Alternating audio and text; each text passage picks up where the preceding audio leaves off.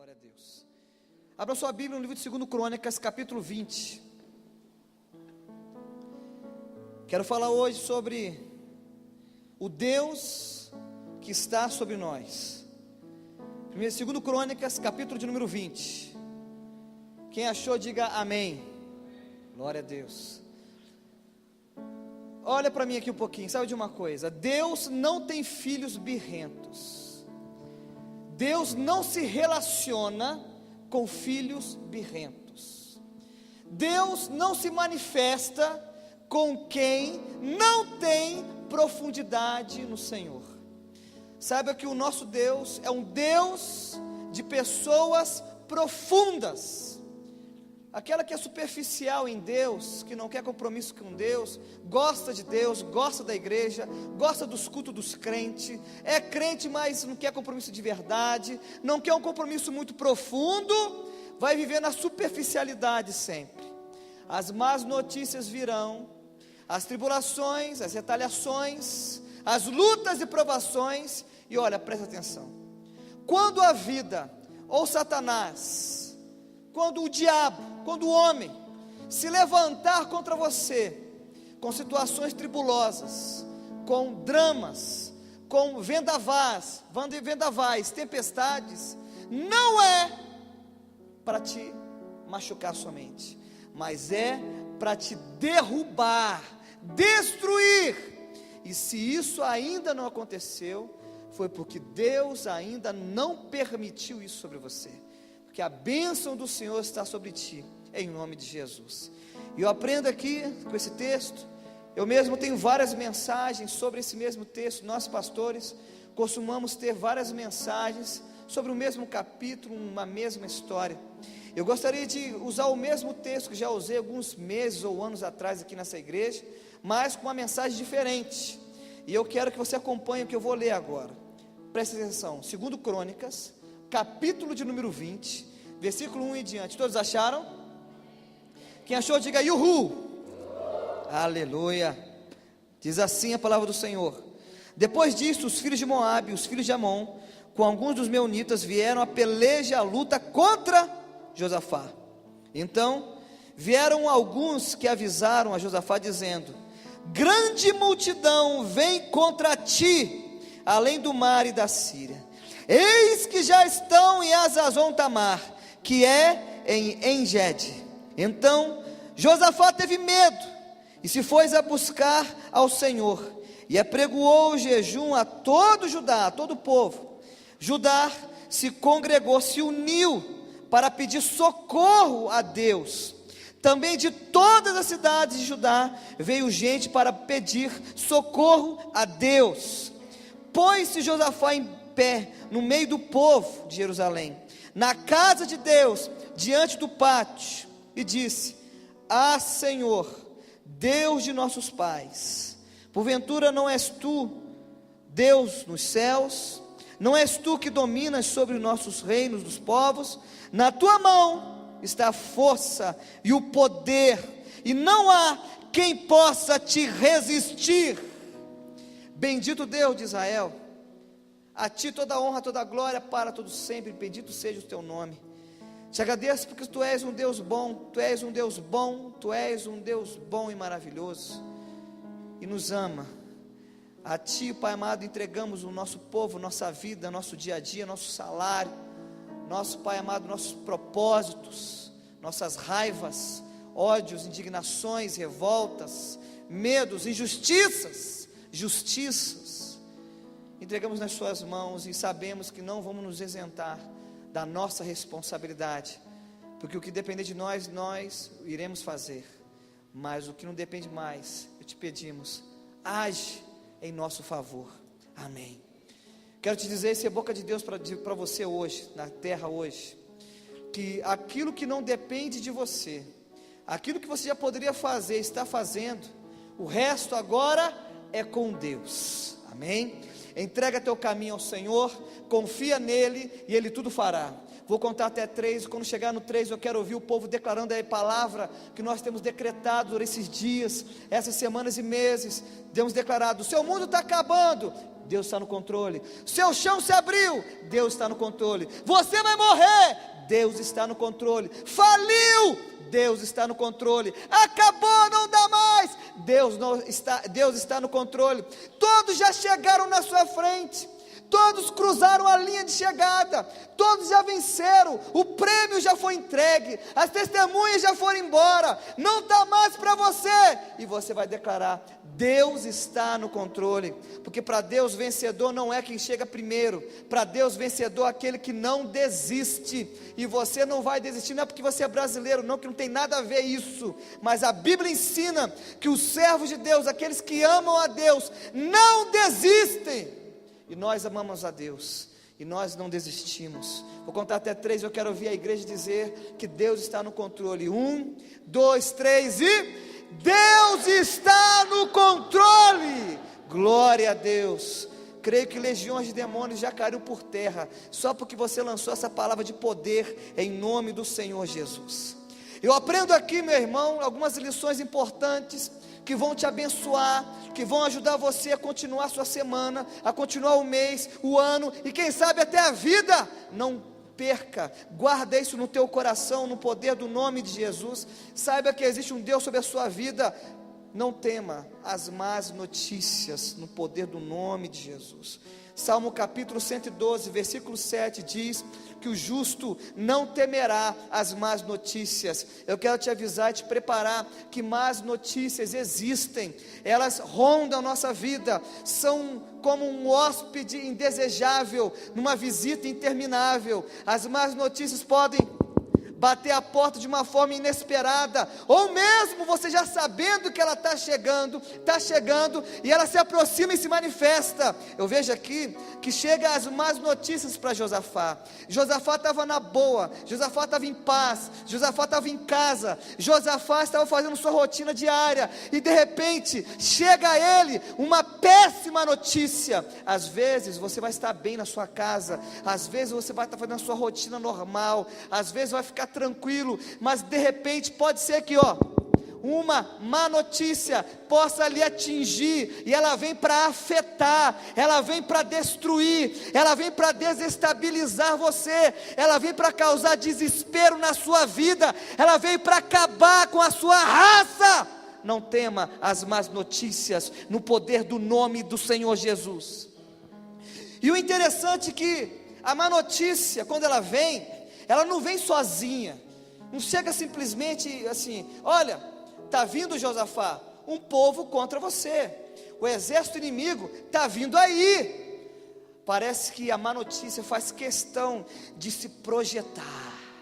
Parece que quando alguém te dá uma má notícia, a pessoa faz questão de aumentar a situação. Parece que de uma curiosidade satânica e maligna, até inconsciente, ela quer ver como você vai reagir diante daquela má notícia. Josafá, está vindo os seus inimigos contra ti, estão chegando perto, e são muito numerosos, e são muito poderosos, e estão vindo com tudo, estão vindo com raiva.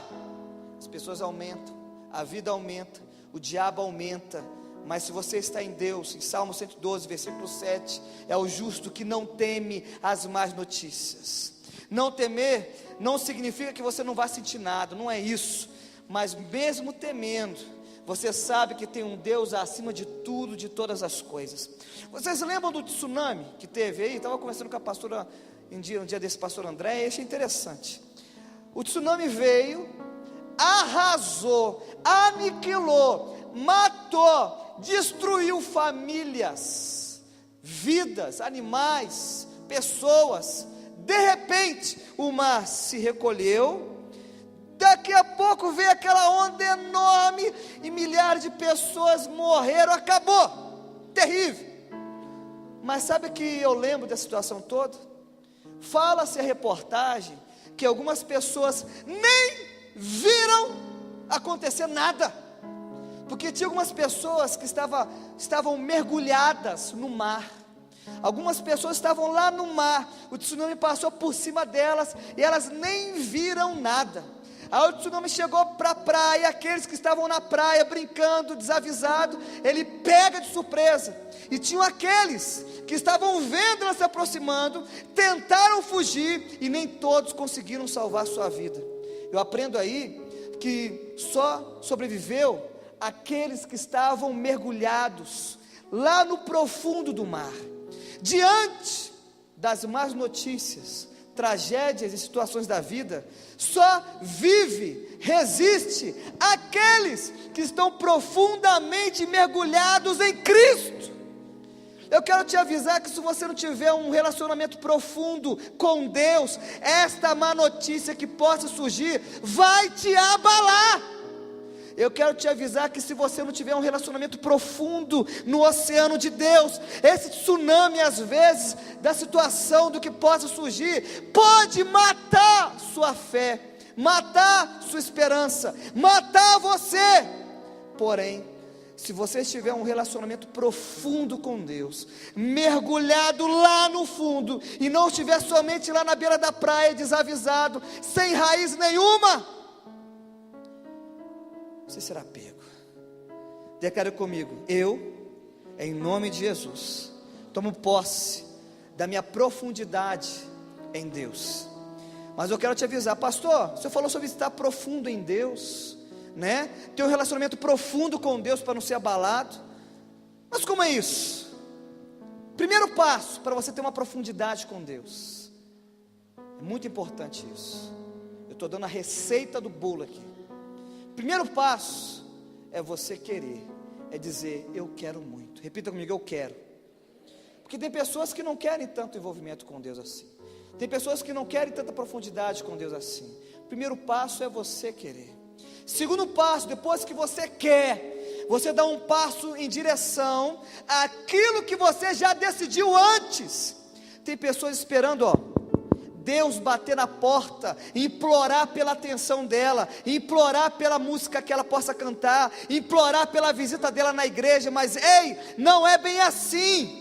Um alto preço já foi pago na cruz. Jesus morreu na cruz. A salvação é de graça, mas a profundidade, a experiência com Deus, nós temos que pagar um preço para isso. Muitos querem a unção de Paulo, a unção de Moisés, do Mar Vermelho, a unção do rei Davi que venceu gigantes. Muitos querem a unção da rainha Esther, que enfrentou o rei e foi vencedora, e todo um povo foi abençoado por causa da vida daquela mulher. Quem não quer ter toda a sua família, todas as pessoas abençoadas pela sua própria vida? Muitos falam desses grandes homens e mulheres de Deus, mas poucos estão dispostos a passar pelo vale da sombra da morte que eles passaram para ter esta unção, essa profundidade com Deus.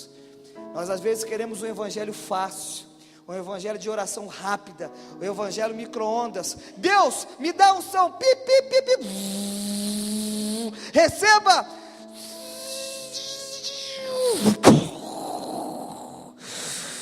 O poder está em mim. Aí a pessoa começa a flutuar.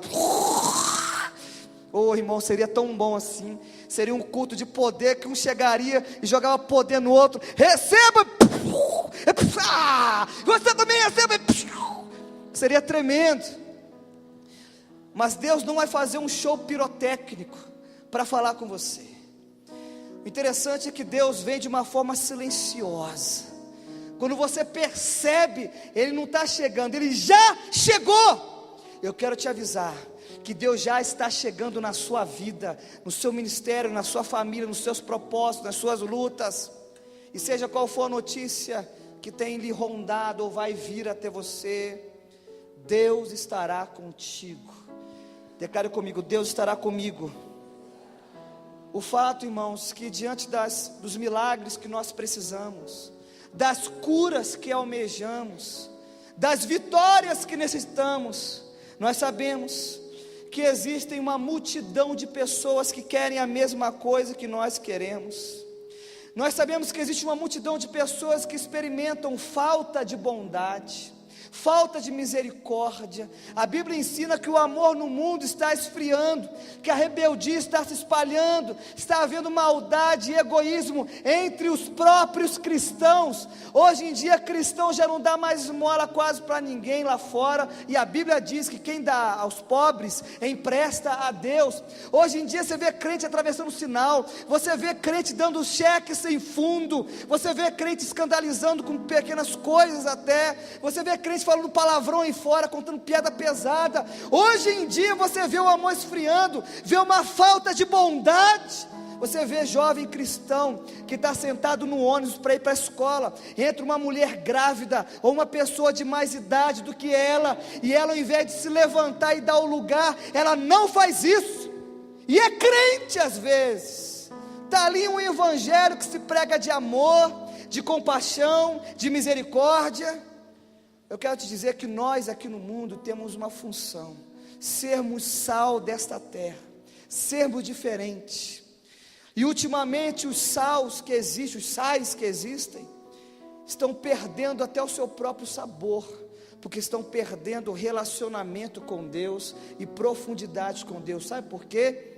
Porque relacionamento com Deus e profundidade com Deus custa caro, custa seu tempo, custa abrir mão das vezes de um sonho que você tem, custa às vezes abrir mão de um desejo seu, custa às vezes abrir mão de algo que está nas suas mãos, custa muito para você. Pode não custar em dinheiro, mas custa em valores de almas, e nem todo mundo está disposto a pagar valor de alma. Vou dar um exemplo, por exemplo, aqui. Você sabia que na hora do culto tem crente que fica olhando o Facebook em smartphone? Eu acho isso não só uma falta de respeito, como um descaramento terrível. Eu queria falar para você: o que você vai fazer numa igreja e fica lá igual um lindo, ali ó, olhando o Facebook, aí olha para o lado, olha para o outro, conversando no WhatsApp, olha para o outro, olha para o outro, e acha que nós pastores somos bestas, de não estar vendo isso daqui de cima? Isso se chama irreverência, desrespeito à casa de Deus. Na minha época de criança, se tinha tanto temor da casa de Deus, que até bandido respeitava quando entrava na casa de Deus. Os cangaceiros, não que eu fosse dessa época, mas os cangaceiros tiravam o chapéu. Tira o chapéu aí, estamos na casa de Deus. Hoje em dia as pessoas estão perdendo o temor a Deus, esquecem aonde estão. Ei, eu quero te lembrar a segunda coisa agora: você está em um lugar sagrado, não por causa de um homem ou de uma equipe, mas é porque esta é a casa de Deus, esse templo. E se eu ou se alguém não vê, Deus está vendo. Tenha reverência no teu coração, no nome de Jesus. Sabe que está havendo uma falta de vontade, bondade no mundo, uma frieza.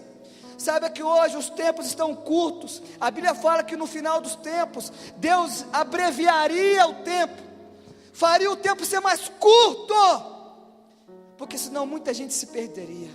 Já reparou, irmão, que nós já estamos entrando no meio do ano? Ainda ontem aqui na igreja nós estávamos fazendo aquele culto de ano novo, a janta que fizemos aqui, o final, oramos na passagem de ano. Ainda ontem era janeiro, já estamos em junho, daqui a pouco julho. Deixa eu te falar uma coisa: quando chegar julho, de julho para dezembro vai ser um piscar de olhos. A cada ano que passar, os dias vão se encurtar cada vez mais,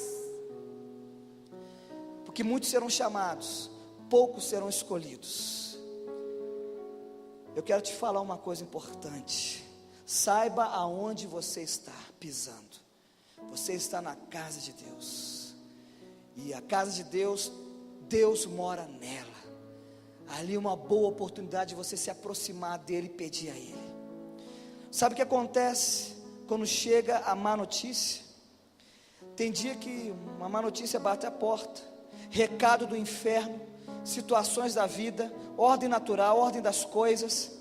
Esses são os inimigos que muitas vezes nos cercam. A má notícia, ela vem para te desestabilizar, te abalar o seu emocional, afetar seu psicológico, e muitos sofrem por antecedência.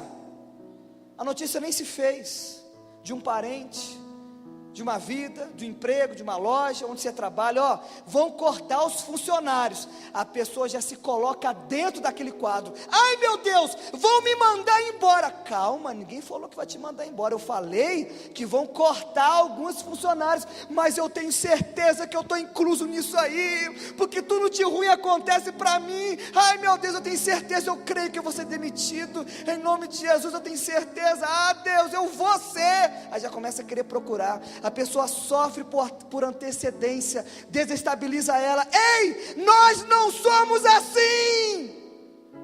Vou chegar para você e falar, vão cortar os funcionários. Na sua sessão tem quanto? 4. Pois é, de 4, 3 vão embora. Que eu saiba, 2 está de férias e o outro está de licença. Só tem você, vai sobrar para você.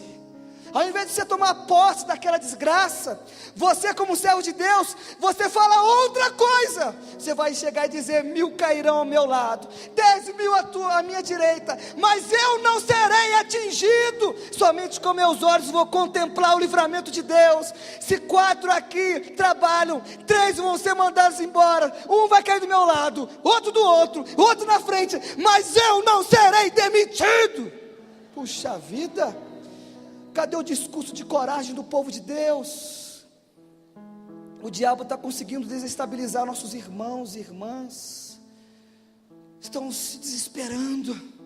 Sabe aquelas pessoas que ao invés de ajuntar, espalham, já chegam falando, pode preparar, que o negócio é preto, o negócio é feio, o negócio é maligno, o negócio é branco, o negócio é vermelho e amarelo, pode se preparar. Vai vir uma situação aí, vão mandar alguém embora da empresa, e aí fora está difícil encontrar coisa melhor, viu? Não tem emprego para mais ninguém, a pessoa parece que ela aumenta, faz questão de aumentar, e às vezes a pessoa faz questão de se permitir desestabilizar-se. Olha, quem está em Cristo, não temerá a má notícia em nome de Jesus. Não sofra por antecedência. Golias, quando ele ia lutar contra algum exército inimigo, antes dele lutar, ele já vencia. Sabe por quê? A fama. Aí vem Golias. Golias mata, arranca as entranhas, mastiga elas.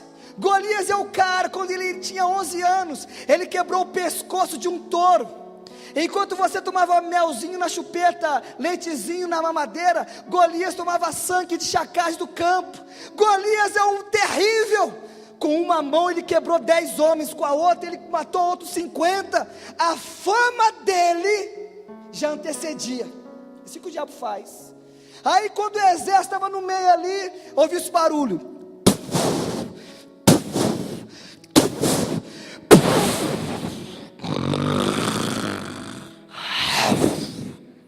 Meu irmão, todo o exército olhava aquilo lá.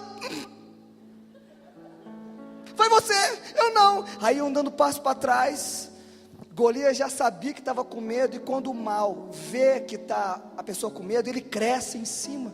Já viu o time na retranca? Quando sente que o outro está recuando, ele avança mais ainda. Golias dava um passo.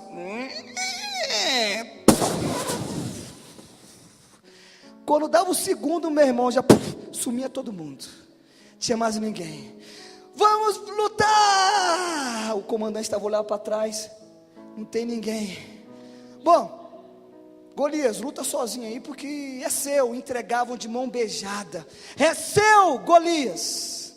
Quantas pessoas nossas entregam de mão beijada seus propósitos, planos, sonhos, objetivos, esperanças, só porque ouviram uma má notícia, sendo verdade ou mentira, só por causa daquilo já desestabiliza. Ai, como é que será da minha vida agora? O interessante é que Davi, ele vence Golias, e você conhece bem a história, já preguei várias vezes sobre isso aqui. Vence Golias, e a bênção é tão grande, que a fama dele, dos valentes de Davi, vencia exércitos. Sabe como é que era? Aí vem Davi e os seus valentes, e todo o exército inimigo recuava, e fugia. Eu quero dizer que vai haver uma fama sobre a tua vida, aonde você chegar, Ele está chegando. Aquele ali não teme a má notícia, aquela ali não teme a má notícia.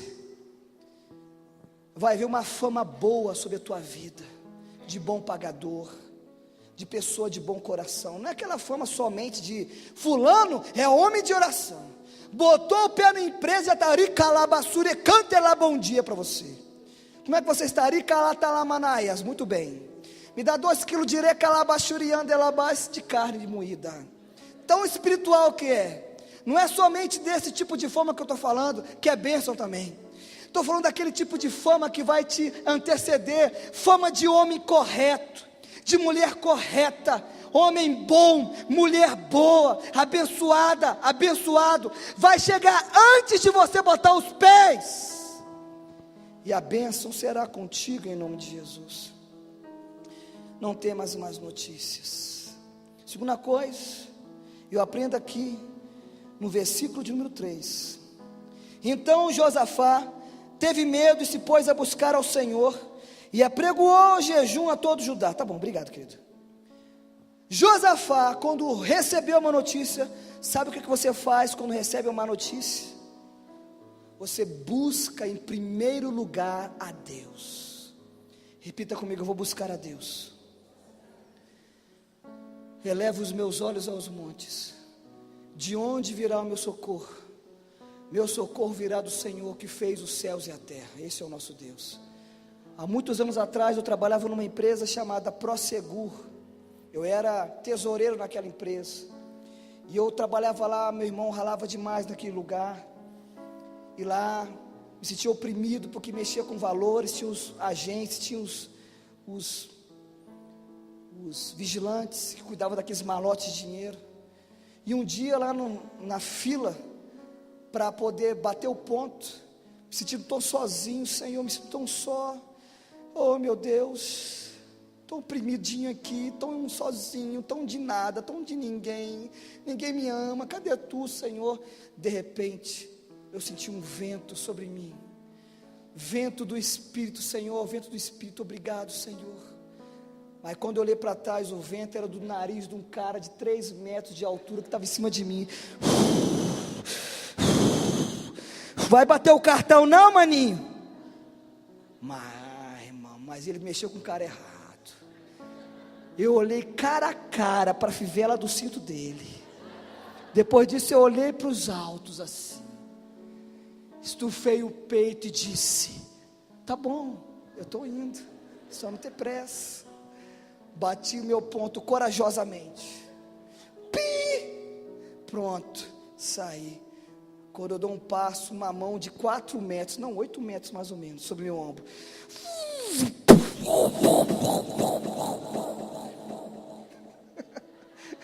Eu dou uma tremida, olho para trás.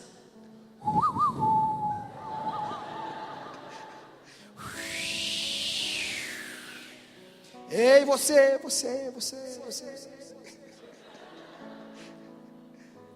Você tem cara de crente, jeito de crente, forma de crente. Depende do que as pessoas pensam. Hoje em dia tanta gente parece tanta coisa, sabe como é que é, né?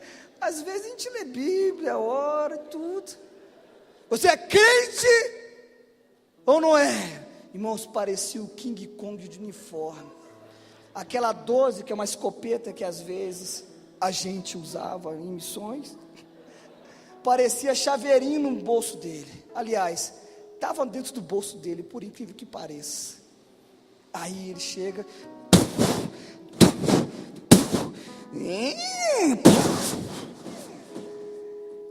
pergunta, e eu respondo, não teve como fugir, sim. Ele chega e fala: ó, tem um crente aqui. De repente, irmãos, começa a vir um monte de jamantas para o meu lado, cerca, abriram o curral, e eu me vi ali no meio de todos eles cercados. Nessa hora eu lembrei todas as orações do Senhor, meu pastor, e nada me faltará, ainda que eu ande pelo vale da sombra da morte, não temerei mal nenhum. Mas um deles se aproxima e diz: olha, Eu sou da presbiteriana, aquele lá da Batista, aquele lá da Assembleia, esse aqui da Igreja de Cristo. Todos os dias nos reunimos aqui no pátio fazer um devocional. Seja bem-vindo, maninho. Pegou minha mão e o que sobrou da minha mão, consegui cumprimentar o restante.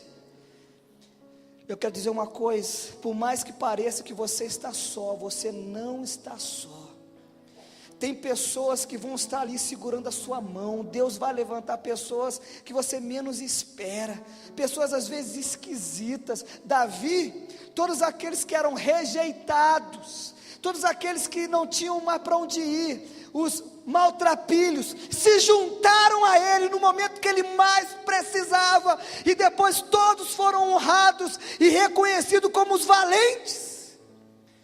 Situações difíceis que você possa vir a enfrentar ou está enfrentando, Deus vai levantar pessoas para estar do seu lado. Sabe, um domingo para nós, estou terminando, é muito importante.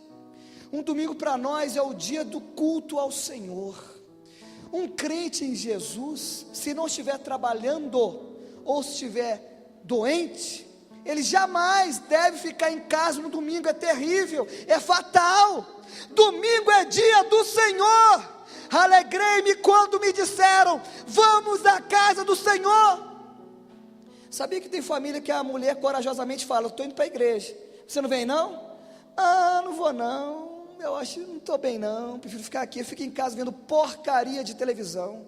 Se não estiver vendo aquela desgraça de Globo, aquela sujeiraiada toda, fica vazio para o resto da semana, só em crise, se sentindo a vítima do mundo, que ninguém ama, ninguém entende. Oh meu Deus, é aqui que você se alimenta também, através do louvor, através da palavra, através da oração, através do ambiente que existe aqui. Aqui existe um ambiente atmosférico, espiritual, tipo poeira cósmica, para abençoar você quando bota os pés no templo. Não estou falando da Batista Aliança, que é a única que tem não, estou dizendo de toda a igreja que confessa Jesus Cristo como Senhor. Quando você bota o pé ali, existem anjos, existe a bênção, e você pode ir embora para casa, porque você está numa proteção e bênção de Deus. Sabe aquele alívio?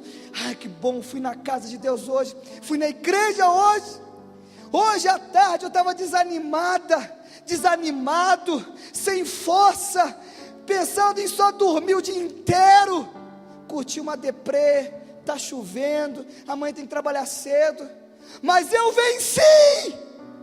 Eu me arrumei de qualquer jeito mesmo e fui para a igreja mesmo sem vontade.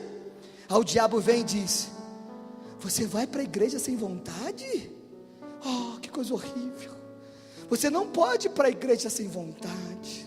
Você tem que ter vontade no coração. Irmão, eu sou pastor da igreja, e tem vezes que eu vou mesmo sem vontade, sim, porque eu tenho compromisso com Deus.